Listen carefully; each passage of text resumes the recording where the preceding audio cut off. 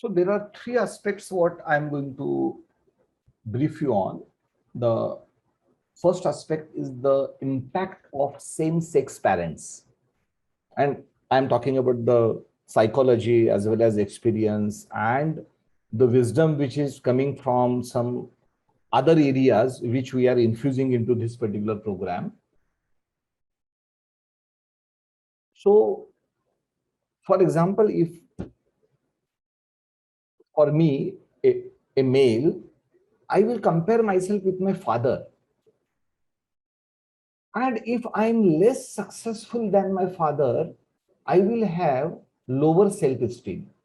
But if I am more successful than my father, my self-esteem will be high. So this is how human brain is conditioned. Of course, we can change we can rewire the brain and all that. But I'm saying naturally, without doing any efforts, our natural tendency is what I am explaining in this particular slide. The natural tendency is that you always compare yourself with your same-sex parent, girls with mothers and male with their fathers. And if they are doing better, they have a better self-esteem.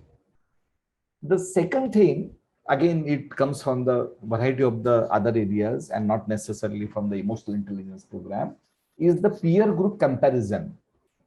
Within the peers, if you are doing better, you will have a better self-esteem. But within the peers, I'm not talking about the outsiders. I'm talking about your inner circle, right? If within your inner circle, you are doing better, right? Then you have a better self-esteem and vice versa. The third point is bit of a complicated in nature, and it has the roots to the psychology and your childhood. So this is called as attachment theory or the attachment style. So the attachment styles are characterized by different ways of interacting and behaving in relationship. So as a child, whatever was your attachment style, which is directly influenced by the parenting style. So your parents had one style. Because of that, you created, right? You inculcated one attachment style. Now that attachment style has a very strong psychological imprint on you. And when you become adult, you carry over the symptoms of that attachment style.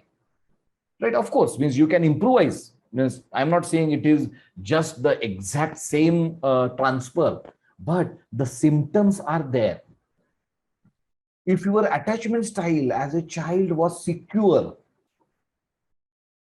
right? Means if your parents were loving, if your parents gave you freedom, right? And if your parents gave you unconditional love, not conditional love. What is conditional love?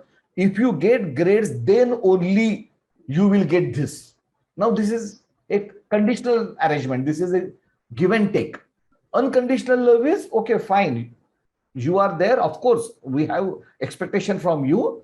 But whatever we are going to behave with you is not conditioned to you having good marks or something like that. So this is unconditional love. So when a person or a child gets unconditional love, he develops into an adult with a better self-esteem.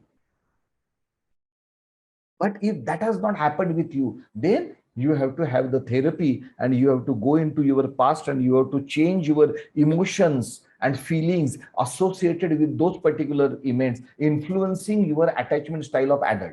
So we are looking for a secure attachment style, which is a result of you having a secure attachment style in the childhood.